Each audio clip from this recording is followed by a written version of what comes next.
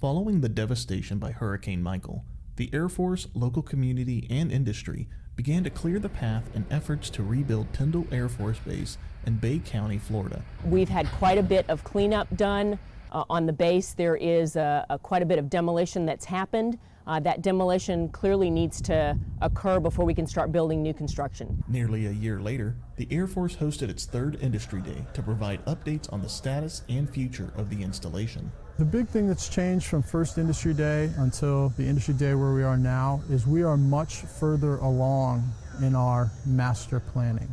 We are much further along in cost estimating, project lists, mapping out what the next few years will look like at Tyndall. The Air Force sent some of their best and brightest to aid in the rebuilding process. Air Force AFIMSC and Air Force Civil Engineering Center have sent to Tyndall their champions. We get all of the expertise that the Air Force has to offer. We could not rebuild the base if not for that tremendous support, that direct involvement, those boots on the ground from AFCAC and Air Force AFIMSC. I think that it's very clear that when you've got organizations like AFCAC and AFIMSC and outstanding engineers and planners across the Air Force, our adversaries look at that and say, these guys are resilient. Industry Day helps bring the meaning of wingman into full circle with the Air Force and local community.